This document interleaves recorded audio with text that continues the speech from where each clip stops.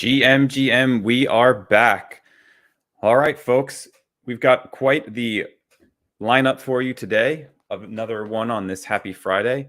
A couple of notes about what we're preparing for the next couple of weeks with CPG. First and foremost, the Community Choice Awards for our Builders Club. Please make sure you're participating and staying in touch with our Builders Club. Lots of great things and fun, exciting giveaways happening real soon.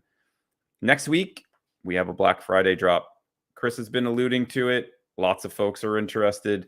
Please keep in touch as Twitter continues to devolve, leaning heavily on Telegram and other social media forums, along with this podcast. We have some great sponsors lined up. We have amazing partners. And after our drop on next Friday, we'll be assembling for Art Basel. So please continue to check the chats, check your emails, join us on Telegram. We're really thankful that you're here with us building along the way. Today, we have a pretty special guest from the Unlock protocol, and that is Chris Carfi. Lots of folks in the Builders Club have been really focused on how and what will be the next evolution of subscriptions, and the Unlock protocol has been working on this for a while. Excited to have Chris join here, and I'm going to bring him up onto the stage. He's going to give a presentation. We're going to do a couple of the proof of completion, which is a great piece of it. We also have a POAP coming out later as well, so please stay tuned for that. Chris, welcome. Thank you so much for joining us.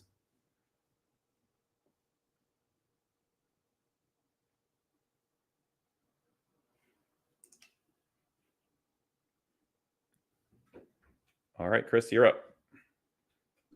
Great. Thanks, Mikey. And hello, everybody. As Mike said, I am Chris Carfi. I head marketing for Unlock Protocol, and we are going to talk about memberships and subscriptions today. So I'm going to bring up my screen here, and we'll do the share screen thing. And kind of talk through sort of what we're doing, what we're about, and get into memberships, use cases, and the membership journey. So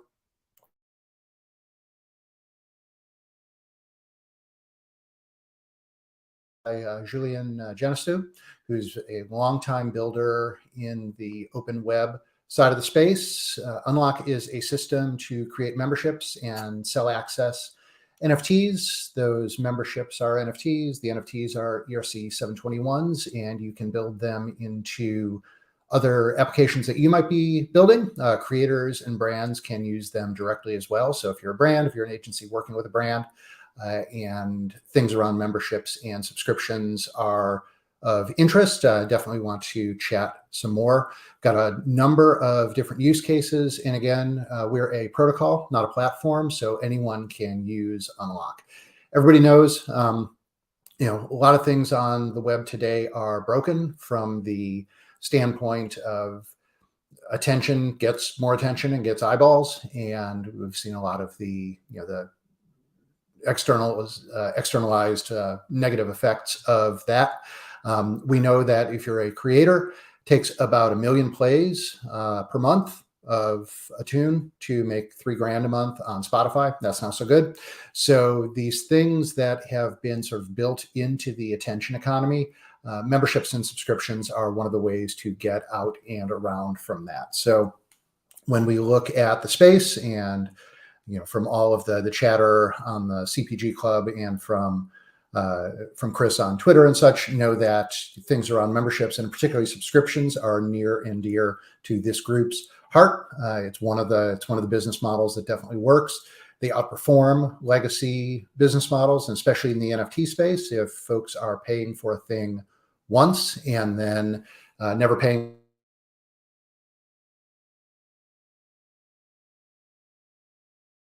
or year 3, if you don't have a way to keep in touch and keep making sure that the folks in the community who are getting value out of it are actually compensating the brand or the creator for that value. NFTs are a phenomenal way to actually build memberships, and as a fundamental piece of technology for memberships and subscriptions. And, we've seen everybody from Starbucks to Time to Deadfellas start to get into the game as well. So we're definitely at the leading edge, but things are starting to happen. We're starting to see things like Nike this week coming in as well. So it is definitely, moving deeper into that experimentation phase. And when we think about memberships, we try to think about true memberships. So more than just the points, more than just the traditional loyalty card where if you get 150 points, you save $3.35 on your next latte.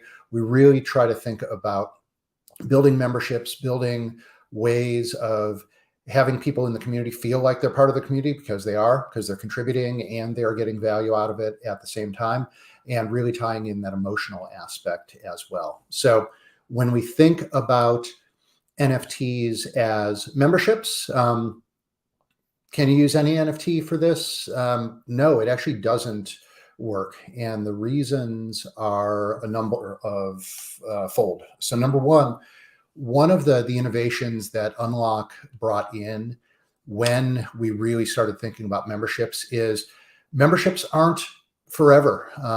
There are very, very few things that you can purchase today where if you get a membership or subscription, that thing is a lifetime membership. The time-bound aspect of that, which is one of the things that's built in to the Unlock smart contract, is critical to making that work. Because we have that time-bound component, you can take those and make them recurring as well. This move from royalty revenue, and we've seen all of the conversation in the space over the last year regarding royalties for sure. Are they a good idea? Are they not? They're difficult because with royalties, you may get a big bunch of money upfront when you do your initial drop or your initial mint.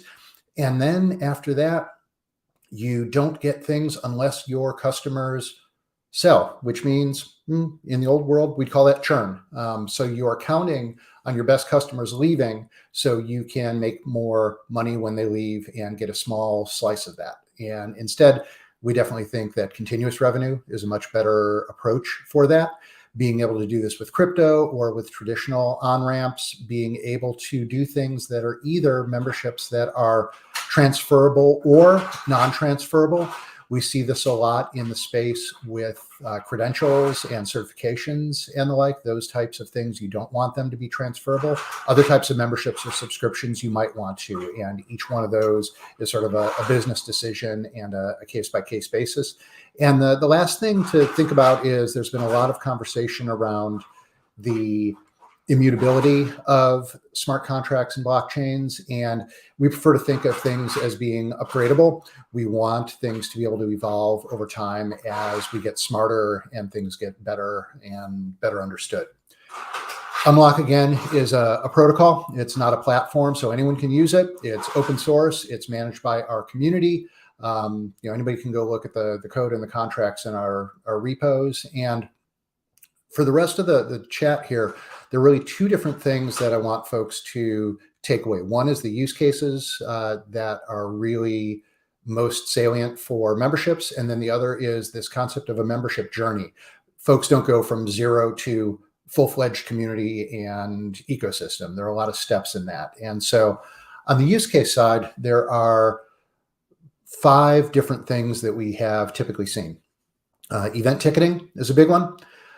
Subscriptions is another one, and I think for this group in particular is super, super relevant. Time-based memberships. So again, you don't have a perpetual membership. It does have a time component to it. That is, again, could be 30 days, could be a year. That's up to you. Certifications and credentialing, and then there is the traditional or sort of NFT 1.0 perspective on digital collectibles that can be used as membership cards or membership keys as well. So take a little deeper dive into each of these. Event ticketing is one of the areas that we've seen a lot of uptake on. Why? We've seen a lot of stuff with Ticketmaster this week, and using NFTs thoughtfully helps to solve a number of those problems. So 100% of the ticket revenue goes to the event creator or the event organizer. They control distribution, they control the secondary, they control whether tickets can or should be resold or not. And more interestingly, with ticketing as a membership, and if you sort of change the thinking from this is a piece of paper that gets me into an event at one place at one time, instead, this is a membership card that gets me in there, but gives me access to a number of things afterward as well, then that gets much more interesting. So we did this for ETHCC this year. Unlock powered all of their ticketing, 1,800 plus attendees. Folks got their ticket. They purchased it online through a normal kind of checkout process. Their ticket was actually able to be represented as a QR code when folks came into the venue. Those QR codes were scanned. They were non-transferable, so we didn't have to worry about secondary. If somebody came into the venue, that ticket was marked as checked in, so it couldn't be reused somehow if somebody smuggled a phone outside and tried to get in again. So there are a number of different technical benefits that work, and this is one of the use cases that we're seeing a lot coming down the pike. Subscriptions, token-enabled access to experiences, token-enabled access to services, being able to have folks on-ramp however they want, whether it's in crypto or with a credit card. We do have a bridge out to Stripe. This is a way to build sustainable and recurring revenue. And as we're seeing very much play out on Twitter this week, having a direct connection and not be reliant on a central platform is critical to be able to not only have sort of portable connections, to be able to go to any online site, any venue, and know who your members are, but it also helps in the case where a platform might become unstable or might go away. And these are for content, software, experiences, podcasts, video, the like. Pastry is a really interesting site that has built in a subscription experience using Unlock. What they are is a content and analysis site that is for the crypto industry. This is a site you can go to. You can sign up for 30 USDC per month. And if so, you get access to their online site and all of the things that are available there. So all their content, all their analysis, but also this is a membership card that gives you access across their whole ecosystem. So you get access to their Discord, you get access to their events, you get access to their conversation forums. And so that one membership card, that one pass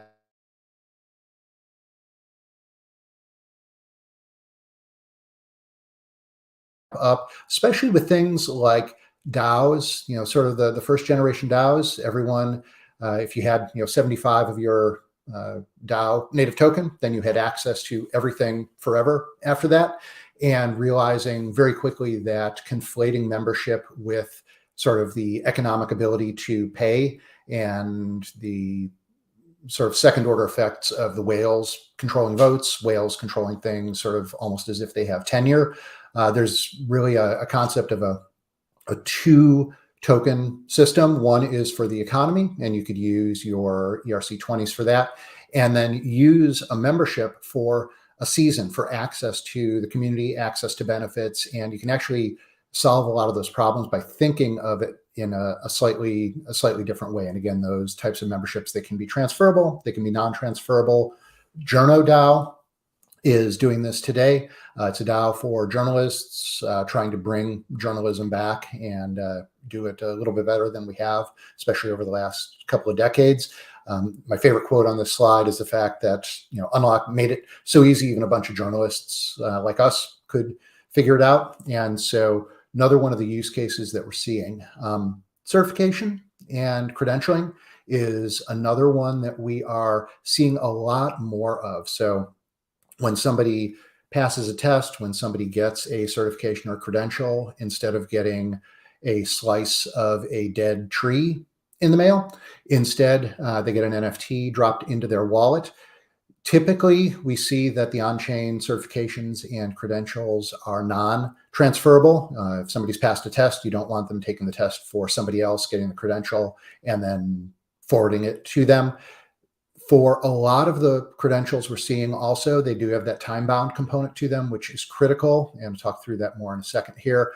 And anybody can check on chain if somebody has a credential or not. So CDAA, the Certified Digital Asset Advisors Group, this is a group of financial planners. They are doing their ongoing continuing education types of things that they have always needed to do. And one of the areas that they need to be up to speed on now is managing crypto for their clients. And so CDAA actually gives the credential when the financial planner passes their test. That credential itself is on chain. It is an NFT. It drops in their wallet. It's good for, I forget if it's a year or 2 years, but then they do have to recertify if after the end of that period of time, they haven't recertified. Anybody can see, just sort of like your gym card in your wallet today, anybody can see you have the card, but also by looking at it, looking at the metadata on that NFT, can see that it is expired. And so this is a really interesting case, and we're seeing more of these types of certifications and credentials come on chain as well. And then last but not least is the area of digital collectibles. These are the things that we've seen as the typical PFP projects, and being able to think of those not just as the token, which in a lot of cases becomes sort of a speculative thing, instead of really thinking about that as a membership card as well. Tales of Elatora, very interesting case. They did a PFP project, but the PFP was your avatar for this online game that they have created. So you got the PFP. You also did have to have some other capabilities as well. So while your avatar was an NFT, any of the weapons you might use were NFTs as well. And we actually did some smart contract magic that these are dynamic NFTs. So if you go and you look at Tales of Elatora on OpenSea and look at any of the avatars that are there, a couple things will happen. One, if the holder of the avatar, which is sort of the main character, if they have a weapon as well, the same way you would in like a trading card game or things like that, the avatar or the NFT visually actually changes and they get equipped with the weapon. And we see that here. These are actually visuals of NFTs that have been combined together. They also do things like change by time of day. So in the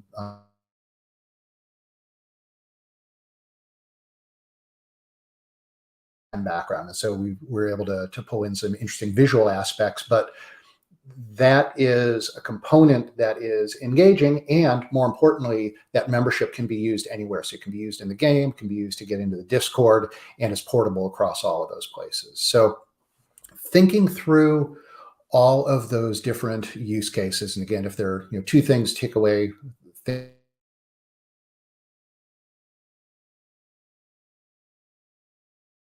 concept of a membership journey that folks go through. And why are we talking about membership? Again, it gives us recurring and predictable revenue, gives us a direct relationship with customers, gives us deeper relationships with those customers, better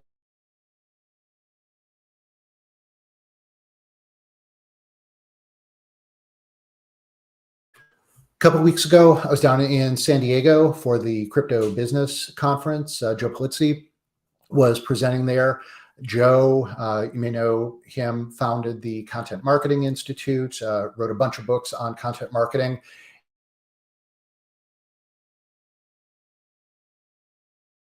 Sort of the hierarchy of value. What's the hierarchy of importance of connection? And this slide, I was the dork in the back of the room, just yes, because if you look at the bottom 3/4 of this slide, it's all the stuff that came out of social that we're seeing, all of the ways it can be gained and all of the ways that the value is minimal sometimes. So these are Facebook likes, Twitter follows, LinkedIn connections, those types of things. They have some value, and they're sort of a weak signal for connection with a member or a customer or a subscriber. But then when you get into the top of the things, getting folks on your list and then truly getting folks into a membership program, that is the most valuable type of subscriber. It's somebody who is thinking about belonging, getting those feelings of belonging and the like. So if we think about the membership journey, there are a number of steps that brands and creators go down as they are progressing along this journey. So they start, they're kind of traditional organization. They haven't really started thinking about memberships, and they certainly haven't started thinking about memberships as projects that are starting to do some experimentation. And this is where we see 99% of the market right now. So maybe they did a PFP drop, maybe they ticketed an event, something of that nature, but they are just kind of starting and easing their toe into the water. Stage 3 is where we start seeing the real value. These are folks thinking about that time-based component of membership. They're starting to think about their membership program much more holistically and in a longer time view fashion, as opposed to just a single one-shot, one-drop campaign. Stage 4 is starting to think about, okay, how do we do this for real? We understand that memberships matter. How do we start to evolve that into subscriptions? How do we really put in place that stack of identity and privileges and benefits that are needed to really have a robust program? How do we document those things? How do we start to onboard people into our membership community? And then stage 5 is really sort of the ideal that we're trying to get to. It's an ecosystem where not only the brands or creators that started the membership, but the members themselves are deeply, deeply involved. They're the ones coming up with ideas. They're the ones trying new things. They're the ones who are actually driving things. And the brand or creator is a part of that conversation. So as you think through this journey, there are really 3 different ways you can use it. One is as an orientation guide, looking at where you are with your project and where are you. Are stage 2, you stage 3. Benchmarking, the second way you can use this is, okay, we're at stage 2 and our competitor, our complementary project, the project we like to be at, is at stage 4. What are the things that we need to do to understand where we are, where they are, and sort of benchmark projects against each other? And then last is guidance. So if I'm at stage 2, what are the things that I need to do to get to stage 3? What are the things I need to do to move beyond stage 3 to stage 4? And so you can actually use this framework in 3 different ways. So again, traditional, if you're at stage 1, maybe you don't have memberships, or maybe you did them with something like an Eventbrite. If you were doing ticketing, maybe you did a Facebook group or something of that nature, but haven't really started to think about moving and getting some of the benefits that we all sort of implicitly know are available by moving to Web3. Experimental stage is where we see a lot of the folks today. So maybe they did a PFP project, maybe they token gated a Discord or did something on sort of a one-off basis like that. Maybe they did an event, maybe dropping a POAP, I think, is an experimental type of activity as well. And this is, again, where I think most of the market is right now, and the folks who are more thoughtful are starting to move a little bit beyond this. Stage 3 is where we see time-based membership NFTs really coming in. And if you're at stage 1 and definitely sort of understand your strategy, understand where you want to go, you don't need to do a stage 2 thing and then jump to stage 3 after that. You can sort of if you've got the vision, you can certainly jump to stage 3 if that's the the strategy you have in it, if it makes sense from a business point of view as well. May do multiple tiers of memberships if you're getting into this phase. So a silver, gold, platinum, those types of things. Starting to think about, how do you really engage with your members?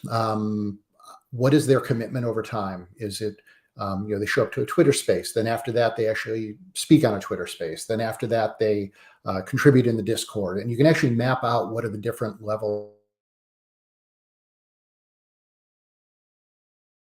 things that folks are starting to think about, usually at stage 3. Starting to think about identity and privileges and benefits. With CPG Club, there's very strong identity for folks who are part of that community. We see that with other projects like Jump as well.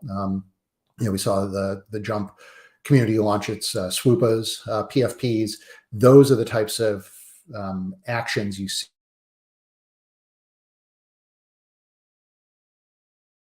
stage 3 or stage 4 level. One of the other things that I think is important here to note also is this last point of rituals. So, CPG Club, you have these calls on a regular basis, the Genius calls. That is one of the things that happens. You've got your regular spaces and places where the community convenes. Those are the types of things, those types of rituals and drumbeat type things are core to really moving into a rich membership program. Stage 4 is where things get super interesting. This is where subscriptions really start to shine. Think about recurring revenue and renewable revenue. Members are really starting to conflate their identity, their personal identity, with the identity of the membership in the group. We see this before Web3 with deadheads and fish heads and groups like that as well. Members are not just taking, they're not just audience, they're not just passive, they are actually starting to contribute at this point as well. Similarly, there is clear expectation and clear communication around what the expectations of those members are as things get a little bit more sophisticated, and members start to bring in their own ideas. They start to contribute, they start to suggest things. These are the types of things that really get this flywheel going that brings us into stage 5. So stage 5 is what we're trying to get to. It's an ecosystem where the membership community has hit critical mass. It's not just one or two folks doing all of the work and doing all the talking and doing all the things. The initial core folks and the OGs, they're still in that community, but at the same time, they're not doing all of the work. The work is really driven set of collective actions and collective behaviors by the members of the community itself. The new directions, new experiments, new proposals, those are coming from the community. And both the folks who started the community and more so the members are feeling ongoing benefit from being part of it. And there's a really, really strong brand. And again, for CPG, this is super critical as well. This has been something that has been baked in, as folks have been going through the journey, and that brand identity, that membership identity is a core part of what is happening. So think about the journey. You got stage 1, folks who are just starting out, but haven't started anything.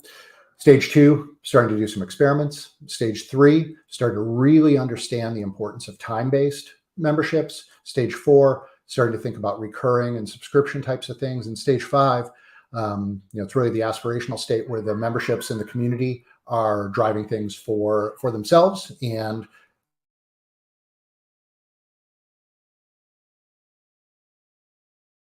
community. We are not doing a thing, to the community time and time again.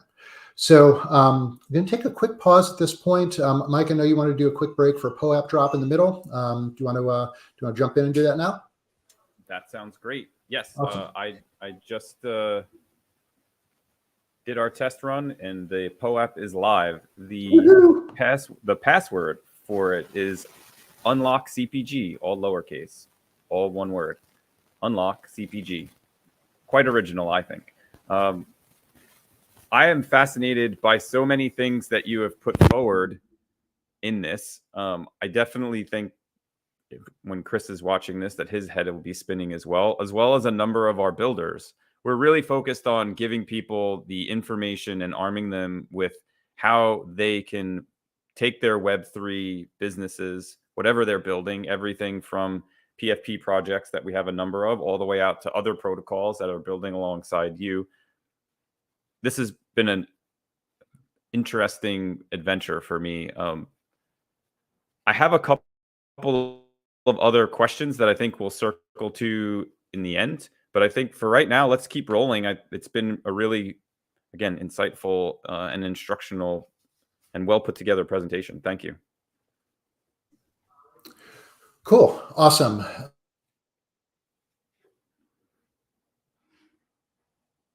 What we're going to do is actually going to share again and drop into sort of what what we can do. What can we do going forward? And if we think about what it looks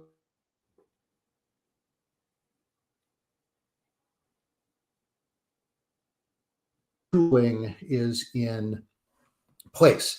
So when we think about memberships, we can literally get things going in 5 minutes or so. Going to try.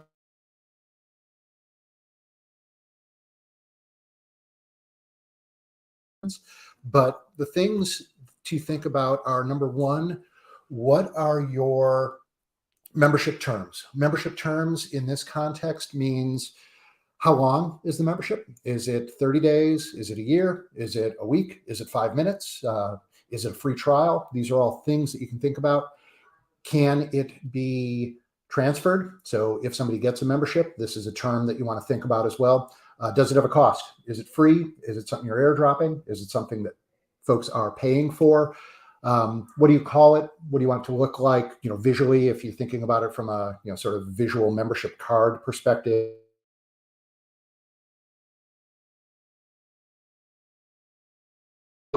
Upfront thinking, but it's like half a dozen different points you need to think about, and we'll go through what some of those are. You need to create a smart contract and unlock. We are a protocol. Anybody can use it. One of the things that we have built on top of the protocol is we want creators to be able to use this. We want folks who are coming in more or less cold to be able to use unlock. So we've built some applications on top. And again, we're not trying to be an app provider, but we've built these things really as a convenience for folks to be able to come in, to be able to mint something very quickly without having to deal with code or anything of that standpoint. All these things are happening live. They're all happening on chain, so you can look at that. Again, the visual component is very important for this as well. We mint this contract, or we set up the contract, and once the contract is set up, allow people to mint from it and become members. And then we can always, since these are all standards-based types of things, you can look at these on OpenSea and the like. So what I'm going to do here is I'm actually going to go over to a live window. And again, we'll see what happens here. Always a path fraught with peril. But if one goes to unlockprotocol.com and one comes here, one goes in and hits launch app, what you'd end up on is a page that looks like this. And these are all of the different memberships that I have set up myself. Obviously, have a lot of conversations, have done a lot of demos. Unlock is interesting because we work on pretty much any of the major Ethereum networks, any of the EVM chains, if we want to get into buzzword bingo. So we work on Polygon, we work on Ethereum mainnet, we work on Celo and Arbitrum and a bunch of other ones. But somebody would come in, each one of these rows is a membership program, is a smart contract that they have spun up. So I'm going to go down, and just before this call, I actually spun one up for this call right here. And I'm going to show you what that looked like when I went in and did it. So if I were to go here and I were going to hit this create lock button, I would go through just a handful of screens. So the first screen I would go to is this one where I have a bunch of fields that I fill out for deploying the membership contract itself. This is what I was talking about before of what are the terms of the contract. What network am I going to be on? Is it Polygon? Is it mainnet? What do you want to call your membership? How long do you want it to last? And I'm going to, again, try and see if we can mint a proof of completion NFT here. So that's unlimited, but we could make it for 30 days, 60 days, and you would just put 30 or 60 or 365 or whatever you want in that field right there. Number of memberships. I don't know how many folks we have on the call. If it's more than 100, I can always bump this number, but I just set it to 100. And then currency and price. So for claiming a membership, folks go through a process that's very similar to a Shopify or an Amazon-esque, e-commerce kind of checkout flow.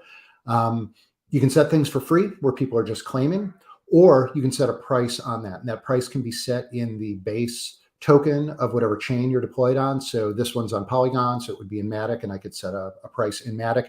I can use any ERC20 coin. So if a project has its own token, can use that. You can use stable coins if you don't want to worry about things like volatility. We saw that in the example with Pastry and Bakery, the membership and subscription oriented content site. They priced all of their memberships, which are monthly subscriptions, in USDC because they didn't want to deal with volatility. So once you set those things up, click the next button, you get a confirmation page. The confirmation page is, you're ready to deploy this smart contract.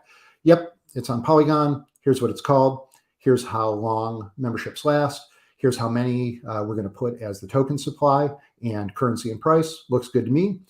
If I hit that, lights flash, buzzers whir, and after about 15 seconds or so, that contract is minted. And that is really, again, your membership contract. And so that is what we're looking at, and going back from static view to live view here. So here is my membership contract. And what I can do is I can click in, and this has been deployed. And again, I literally set this up 2 minutes before this call. I went through that flow. But when I look at this, I can change the iconography of what the membership card will look like. You can make these 3Ds, you can make them spinning, you can do all of the types of visual types of things for that as well. All of those properties we set up are here. We can change those later. It would be an additional transaction, so you would have to pay a little bit of gas to change some of these types of things. You can see how many members have signed up and how many have sold. And this is if you are selling things. So if you're minting and having folks pay for membership, then what happens is that membership funding goes in when somebody pays. It goes into the contract and sits in the balance. You typically don't want it sitting there for very long, so you would then click the withdraw button, and you would actually withdraw it to whatever your primary wallet is. You don't necessarily want it sitting there. And then you get a nice dashboard here, and we haven't minted any.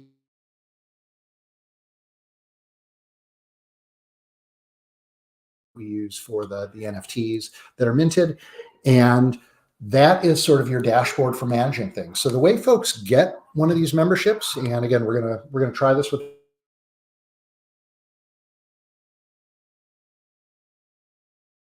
a checkout experience. Again, very similar to like a Shopify checkout or an Amazon type of checkout.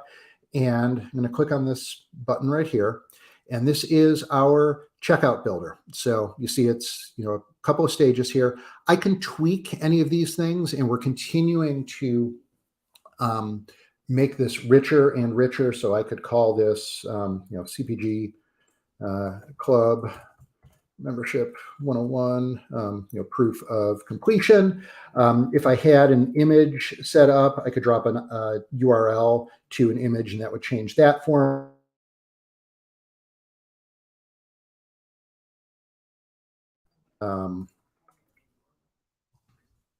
If I wanted to unlock site after somebody checked out, I could do that. But of course, you would put in your site on that URL and the like. But you can tweak these things, and you can sort of build this checkout. And what happens is at the end of that, we get a URL, and this URL, see that it's copied here. If I were to drop it in, I could drop it in a chat. I could drop it to somebody. It's a long, gnarly URL, so it doesn't look, super, super great. So what you'd normally do is put that behind a button on a site.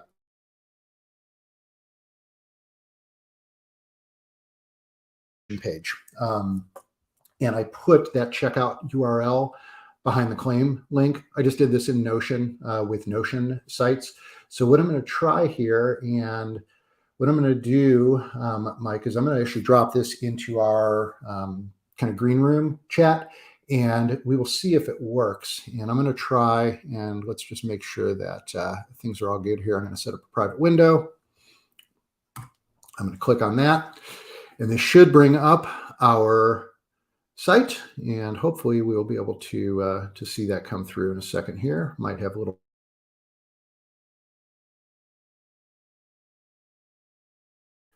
go ahead and bring up that checkout flow for us. And hopefully it's the right one. And it is. This is great. So what I'm going to do is I'm going to drop this into our flow here, or into our chat window, Mike.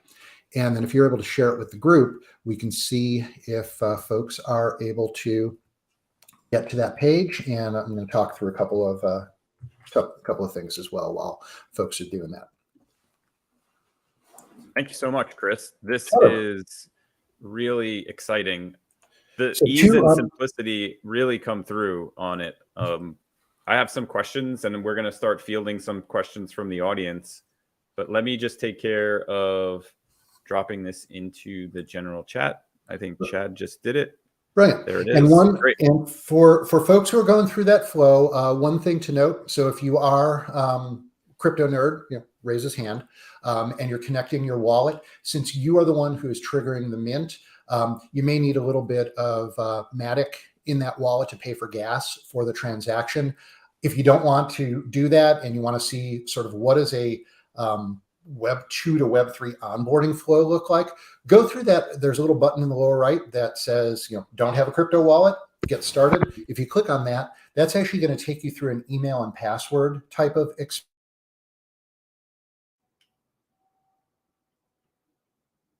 A shadow wallet for you, and you will be able to mint the NFT. It'll drop in that wallet. It's a normal wallet, but it's something that's just for memberships. And at a point in the future, if you want, you could always eject the NFT and transfer it out of there to your main MetaMask or whatever you want. So you can try it either way, and we'll see what happens.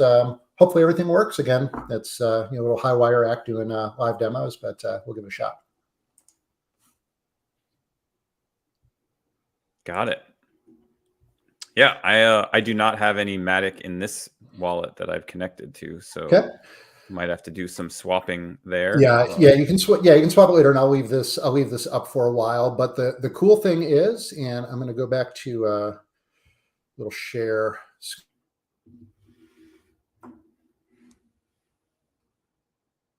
It's showing things as they are happening. So I'm going to go back to that dashboard that I was at, and I can see 3 folks have claimed the proof of completion NFT so far. And so as it comes through, there may be a little bit of lag, either network or on chain, but you can see this, and every token holder you have.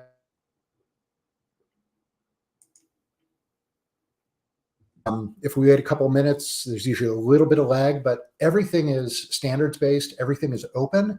And so we can go to OpenSea in like a minute, and we can see, and if any of you have your, if you're doing your, kind of daily driver wallet, if you go and you look on OpenSea right now, you'll actually see this proof of completion NFT.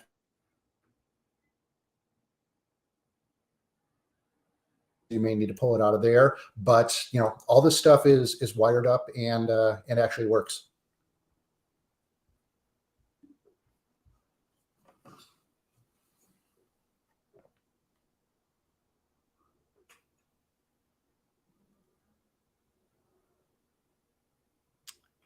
I'm just continuing to go through. Let's go to our audience and see what questions we have teed up.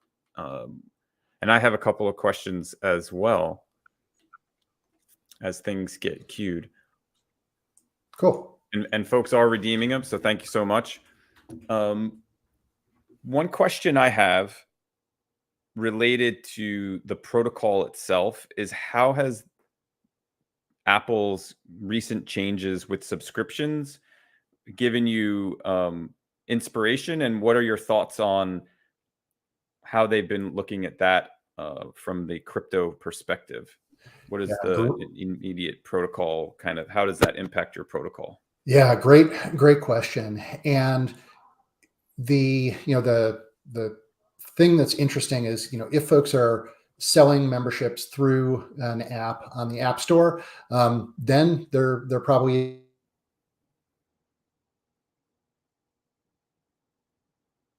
for us. Most folks are selling things through properties that they control, or managing things through properties they control. So through their website, they might be airdropping them to groups that they have set up. And so most folks seem to be routing around the Apple hegemony on that front.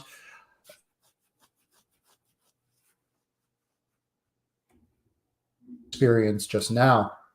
Once you have that purchase URL, you can drop that anywhere. You can drop it in a Discord. You can drop it in a chat, in real time on a live stream like this. You can attach it to a button on a website.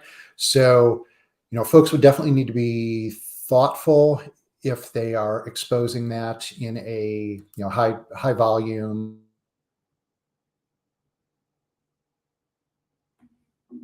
But this is, again, another reason why we may want to think about how do we route around some of these centralizing forces that can at a whim take a 30% haircut off of things like revenue. Oh, 100%. It's going to be interesting cat and mouse game for probably the foreseeable future with this. And I think as subscriptions and memberships continue to evolve, it'll be really interesting. I think for certain app experiences that really heavily rely on the handset itself, it's going to be interesting times to see how this plays out. So we're at 10:48. I'm just going to give a quick reminder. The POAP for claiming is Unlock CPG, all lowercase. Chris has been with us for the past 48 minutes. It's been really great to hear everything that Unlock Protocol has thought through, the different types of experiences you can build around it, the ease of use with the platform. I'm sure lots of folks are going to look at. For things that are less WYSIWYG, can you provide us some of the resources for the nerds that are really going to go deep? Specifically, like if you're an engineer, how do you get into the Discords? How do you get into the GitHub repositories? Where is everything loaded? Hopefully there's a slide or three about that. Yeah, I'm going to drop a couple links here, and hopefully you'll be able to share those. So I'm going to show, again, I'm just going to go live here on this one, but I'm happy to show you where all of those things are. So the docs are at docs.unlock-protocol.com, and I'll show you some of the things that we have there.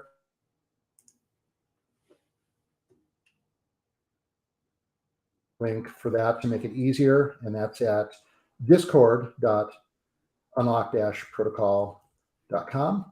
And I'm going to show a couple of these things here. So if we go to Unlock main site, we're kind of hybrid, nerds and business folk. So we're definitely addressing both of those groups.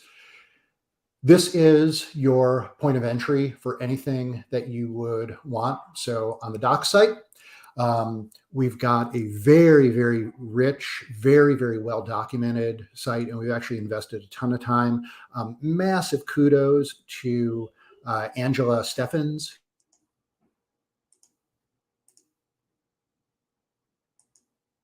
Setting this site up and trying to make things dev friendly and dev appropriate. So you can go through, again, we've got some terminology that, we've used, a lot around memberships.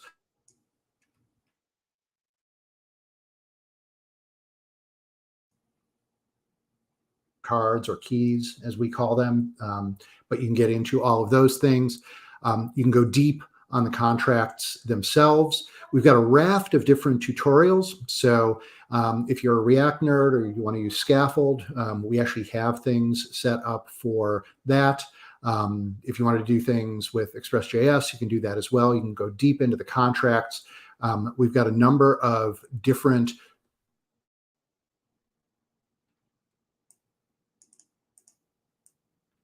Locksmith is sort of the suite of different technologies that we have. One of the things that I haven't touched on too deeply is Unlock. There's a core group of us, Unlock Labs, and then there's the Unlock DAO, which has really governance over the protocol itself. So just going to pause you real quick, Chris, because I think I'm not sure if you're sharing screen. It hadn't come through. But Oh, okay. Let me. we did Yeah, let put me the double check links that. through for folks to investigate, which is Yeah, let me great. double check that. Yep. No, that was absolutely user error on this side. So we're going to go back, and I did drop that there. Thank you. And so our docs page is here. So the things that I was referring to, tutorials, tools, and the like, those are all there. The governance side of things is for governance and voting and management of the protocol. And so folks who are building on the protocol, part of what happens is the more folks are using the protocol, the folks who have built the projects on top get governance tokens, and so they are able to get some of that. So we have those types of resources. So I definitely wanted to point that out. There are two other ones that I definitely want to point folks to as well. So this is technical side of things. If we want to get into sort of what is Unlock, we do have a very, very, very rich white paper as well. So you can go into history, philosophy. Other two things, though, that I do want to point out is for folks who are perhaps up a level from the folks who are actually coding, we've got a number of guides set up. And, Mikey, thank you again for the kind words on ease of use. We're trying to do this with communication as well. And so we've set up a number of guides. How do you got a WordPress plugin? How do you set up the WordPress plugin? How do you do things with what's sort of the 101 on how to use a blockchain explorer to find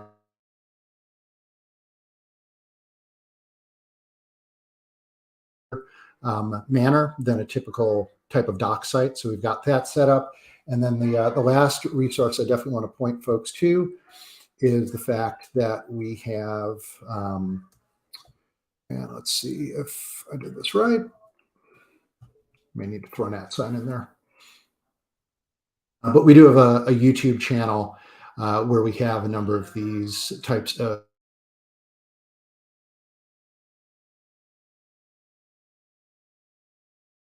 and if you search Unlock Protocol on YouTube, you'll find those things as well. So those are some of the key resources that we have, and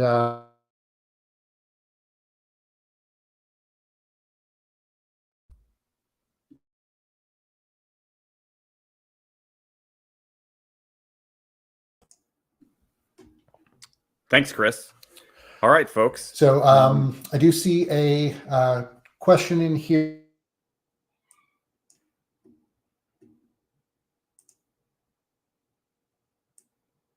Is if you search on the WordPress.org repo, you can find the plugin that was set up. You can come to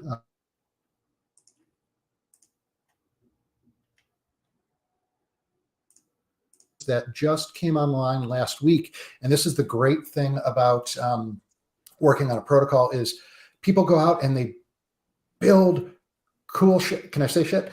They build cool shit without us knowing it. And we got a ping last week from the folks over at Paid Membership Pro, which is one of the major WordPress plugins for managing memberships. They've got 100,000 plus downloads and installs, and they have integrated Unlock as an add-on into Paid Membership Pro. So if you're a PMP user, you can go to their add-on directory and actually pull in NFT membership-based capabilities based and built on Unlock right into that existing install. And so happy to chat with folks. I spent a long time in the WordPress world before Web3 came around, and so happy to answer any questions in our Discord on that as well.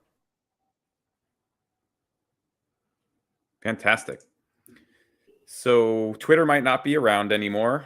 It's TBD. What are some other ways that we can reach you, Chris, and the Unlock team if we have some questions directly?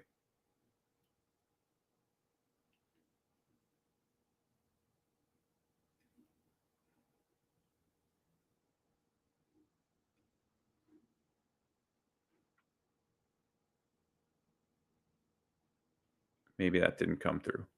Yep. No, I heard the first half of it. So yeah, Twitter, fundamentally unstable platform at this point. There are little things breaking here and there, and this is very timely. And okay, a little bit of alpha for the folks on the call here. So the minting experience that we just saw right here a couple minutes ago when we were doing the proof of completion NFT, we are working on a project, working on a utility right now that will have up probably, if you want to ping me on Discord or hit me up at Carfi at unlock-protocol.com on old school email, or drop me a DM on Twitter, assuming it goes through. Working on a project that we're calling Flocker, Flocker, that is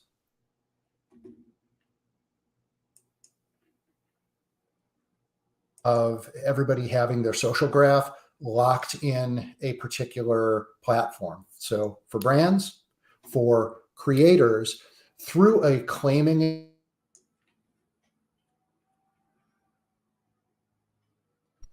in their Twitter, they can put a post out. It will take them through a less than 5-minute setup. All of the stuff that we saw,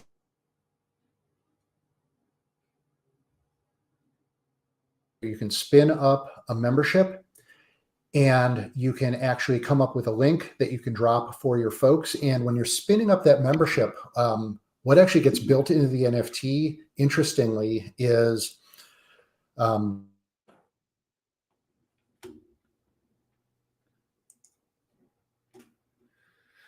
NFT. So if somebody has that in their wallet, they will always be able to find where you are. But more importantly, at that point, that brand and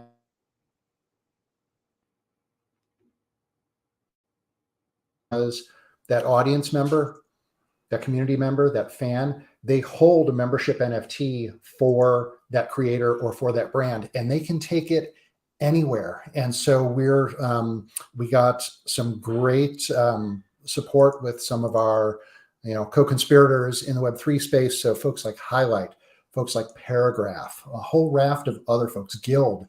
You can take that contract, that membership contract that you spun up, and you can drop that contract address in any one of those things. And now you can crack out of being in that situation where all of your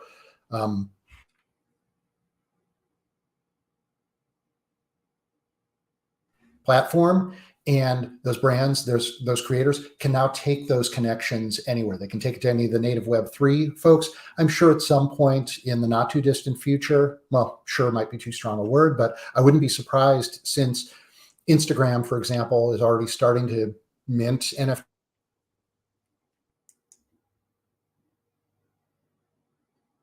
NFT that you had created.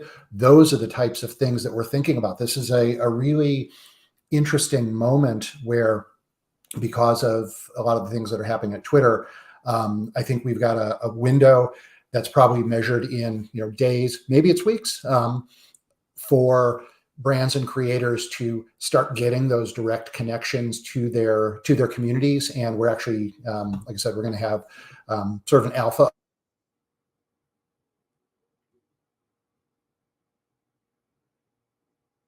for everybody. Well, Chris, thank you so much. We are at the top of the hour, and I want to do a couple of quick shout outs before we conclude. Thank you. Thanks to Patrick Workman for bringing us in through the Pop channel. As always, thank you to Janet and Chad and the whole team of mods behind us, Golly and Lou and Buzz. We'll be in the Telegram. We look forward to seeing you there. We will most definitely share all of the links and things that you've provided us with. If you haven't yet, redeem your proof of completion. That's great. If you listen to this or watch it later, it'll still be available as well. Really appreciate the time that you've set up with us, and we will have some questions, I'm sure, and we'd love to have you back at some point, field some more of those questions. Everyone have a great rest of your day and weekend, and thank you so much. Thank you for the invitation. Bye-bye, everybody.